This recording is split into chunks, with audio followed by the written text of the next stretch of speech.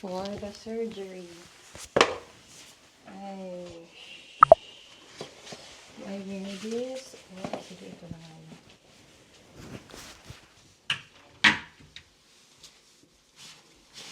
Yeah, what's all these things?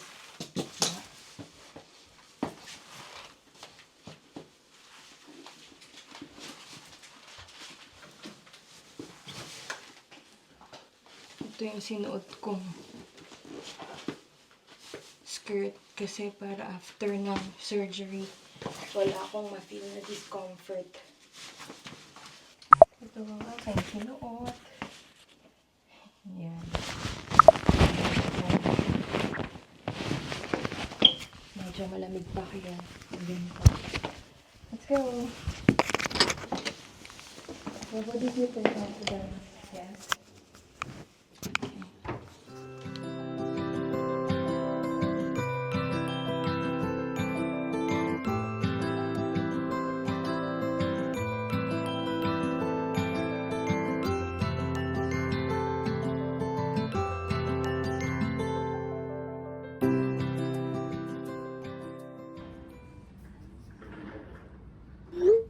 저희 소변 검사 좀 하고 올게요. 임신 반응 소변 검사에 저쪽에 종이컵 있어요. 여기 종이컵에 중간 소변 받으시고 이거 키트 꼭 Normal.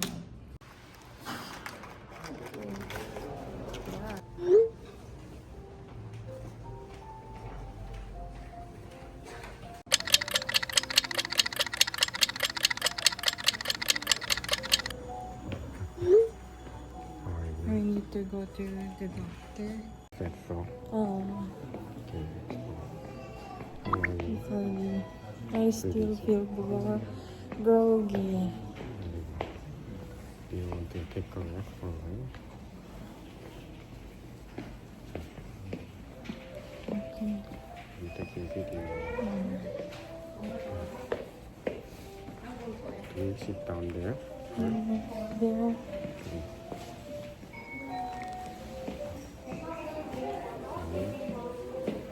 I will open the door right now. Is there anything to say? Anything to say? Nothing. Later. Later in the car. When I regain my full consciousness, I'm still groggy. How is the pain? You feel pain?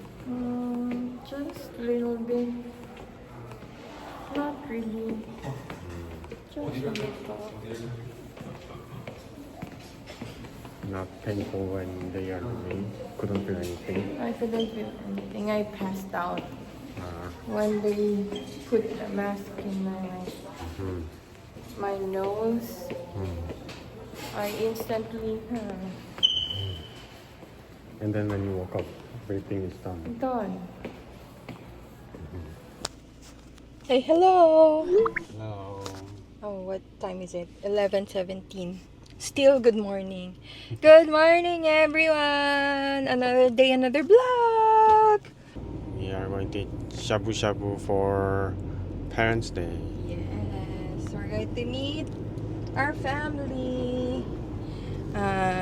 Meeting with my parents-in-law and my brother and sister-in-law and the baby to celebrate Parents' Day.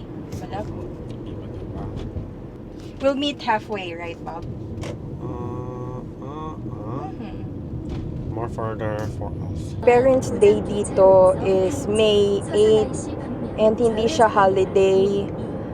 So, kaso lang, this week is a long holiday kasi this is official holiday yung Children's Day at saka birthday ng Buddha, ni Buddha.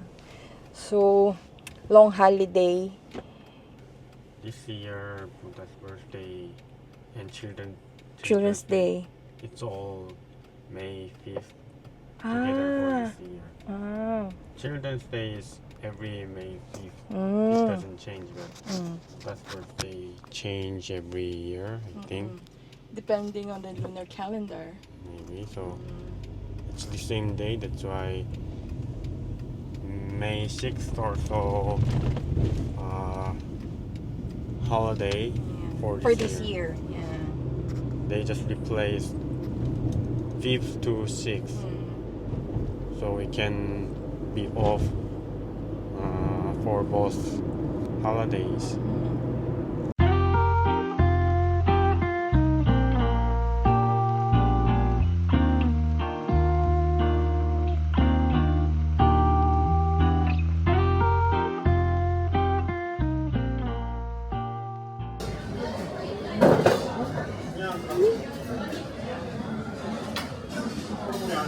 옆에 건물이야. 네. 차하고 1층.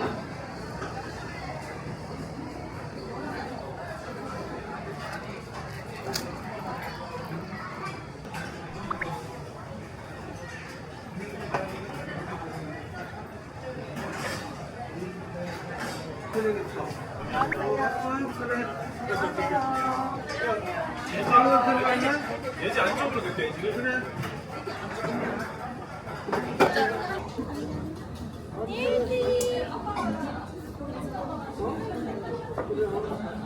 아빠 보는다고?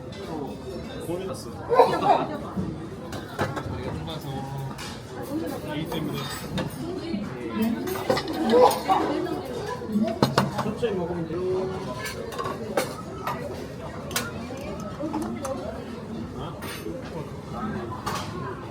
맛있게 드세요. 엄마가 이렇게 안 좋아하네? 그냥 닦아내. 엄마도 먹어.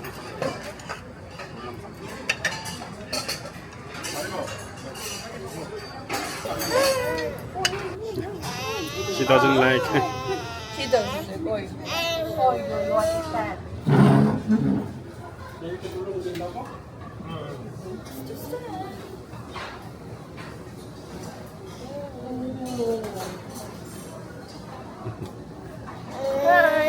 Oy, 왜?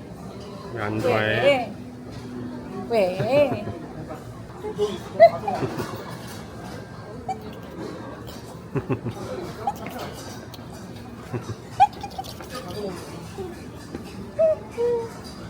Are you sleeping? Are you sleeping? Are you sleeping? Are you sleeping?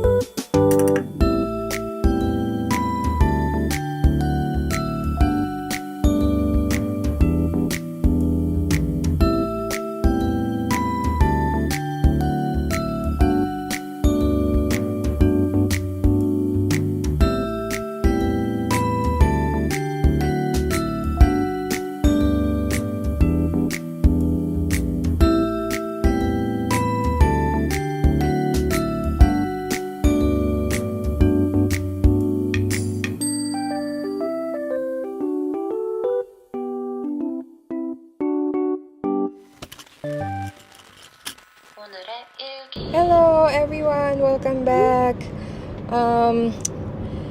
Ngayon lang ako magbibigay ng update about dun sa procedure na ginawa sa akin a week before. Bumalik kami ulit dito sa clinic para sa aking follow-up check-up. So, I'll walk you through dun sa procedure, dun sa surgery na ginawa sa akin. Yung surgery na ginawa sa akin is hysteroscopic metroplasty. Yun yung pagtanggal nung septum doon sa aking uterus. I'll just recap you. Meron akong septate uterine. Bali, tinanggal yung tissue na nagdi-divide doon sa aking uterus. As you have seen earlier, bago ako sumalang sa surgery, kinuhaan ako ng BP, and then nag-PT just to make sure na walang possible pregnancy before the surgery. And then after nun, pumunta na kami sa sa operating area. Pinapasok na ako kagad after na akong lagyan ng name tag. And then naiwan na yung husband ko doon sa labas. Pagpasok ko doon, tinanong ako kung anong oras ako nag-pee. And then sabi ko doon sa nurse na actually kaka-pee ko lang dahil nag-PT ako. Sabi niya, if you want to use the toilet, you can. So, nag-pee ako ulit. And then, pagbalik ko doon sa kasi meron yung mga partitions. Pagbalik ko doon sa partition ko, pinag-change na ako into operating gown, surgery gown, ganun. Tapos, tinanong ako nung nurse ng mga medical details ko, like kung anong blood type ko, kung may allergy ako, and so on and so forth. And then tinanong niya ako, sabi niya, if in case kailangan mo ng blood transfusion, would you agree to for a blood transfusion? Sabi ko, yes. So ayun, parang lang, nag-sign ako ng consent, ganun. Nilagyan na nila ako ng IV. Yung IV dito nilagay. And then naghintay pa ako doon mga 15 minutes bago ako tinawag, bago ako kinuha dun sa partition ko. Sabi gano'n na, we're proceeding to the operating room now. So, tumayo ako, tapos pumunta kami dun sa operating room. Dun sa operating room, nandoon na yung mga nurses, yung aking doktor, yung anesthesiologist. Hindi ko alam kung ano yung in-inject dun sa IV ko. Nung paglagay nung mask sa sa ilong ko, tapos sabi ng anesthesiologist na breathe in slowly. Ayun na, wala na akong maalala. After nung nag-breathe in ako, wala na akong maalala. Then, the next memory I have is when the nurse was waking me up. Tinatapik ako sa shoulder ko, sabi niya, patient, you have to wake up. Ayun, dun ako nagising nung tinatapik niya na ako sa shoulder ko. Tapos nun, minove nila ako dun sa partition ko. And then, kailangan kong huminga ng malalim kasi meron siyang tatanggalin dun sa openings ko na mga gauze. Hindi ko alam, meron palang gauze dun. tinanggal yung gauze. Sabi niya, hinga malalim, tinanggal yung gauze. And then, after matanggal ng gauze, binigyan niya ako ng instruction na umubo daw ako. Sabi niya, gano'n. You have to cough. So, nung nag-cough ako, clear naman. Siguro, gusto lang niyang i-check kung merong bleeding. And then, pagkatapos nun, binigyan niya ako ng shot sa buttocks ko. I think, antibiotic. And then, sabi niya, mag-pee daw ako. Kung kaya ko nang tumayo, mag-pee daw ako. And sabihin sa kanila, sa staff, sa mga nurses na nandoon, kung merong lalabas na maraming dugo sa akin pag nag-pee ako, at saka yung mga buo-buong dugo, kailangan ko silang inform. And then, kung wala naman, pwede na ako magpalit, and kung pwede na akong lumabas. So, nung nag-pee ako, okay naman. So, nag-change na ako pagkatapos tsaka ako lumabas. And after nun, minute namin yung doktor ko, and sabi niya, the surgery went well, sabi niya ganun. May images siyang kinuha while doing the procedure. Pinakita niya, ito yung ginawa natin na surgery. Tapos, hanggang dito yung kinat, pinakita niya. And sabi niya, so far, wala ako nakikitang bleeding. So, kaya daw, hindi na ako nilagyan ng balloon ba yun or something. Was it balloon love? If I had a bleeding, she need to put a balloon. So, merong ganun daw. Sabi niya, magiging uncomfortable daw sa akin kung meron daw balloon. But yeah, fortunately, sabi niya, wala kang bleeding. I don't see any circumstances na magkakaroon ka ng bleeding. So, hindi niya ako nilagyan ng balloon. And then, sabi niya, fortunately, sabi niya ganun, akala ko kasi yung extent ng septum mo is sobrang haba, sabi niya. Pero nung gagawin ko na yung procedure, nakita ko na hindi naman pala ganun kahaba yung septum mo, sabi niya ganun. So, siguro, sabi niya ganun, hindi na natin kakailanganin pa ang third surgery. Sabi niya, second surgery is okay na, sabi niya ganun. So, ayun, natuwa naman ako dun sa praise God. Natuwa ako talaga dun sa sinabi niya na hindi ko nakakailanganin pa ng third surgery. And then, kanina, sabi niya, yung natanggal na tissue is half the size, sabi niya. So, yon, the next would be, tatanggalin yung another half. Kailangan namin siyang i-inform the day ng period ko. Kailangan na namin pumunta dito sa clinic, bumalik sa clinic, para ma-schedule yung next surgery ko. So, akala ko magtatagal pa hanggang after 2 months of recovery. Sabi niya gano'n na marami kasing naka-reserve for surgery. On the first day of my period, kailangan na namin bumalik dun sa clinic. Ayun nga, para ma-check niya ako and then ma-schedule yung next surgery. Tinanong ko rin siya gaano katagal after ng last surgery bago kami mag-start ng IVF. And sabi niya, after 2 months ng last surgery mo, magsa-start na. Kung curious kayo kung masakit ba yung surgery, yung hysteroscopic metroplasty, hindi. Wala akong naramdaman all through the process, from the start hanggang matapos yung surgery, hanggang makauwi ako sa bahay. Wala akong pain na naramdaman. Fortunately, wala.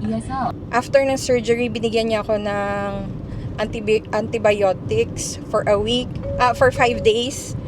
And then, ayun, naka-HRT ako ngayon or hormone, what was it, love? Hormone replacement therapy for 2 weeks.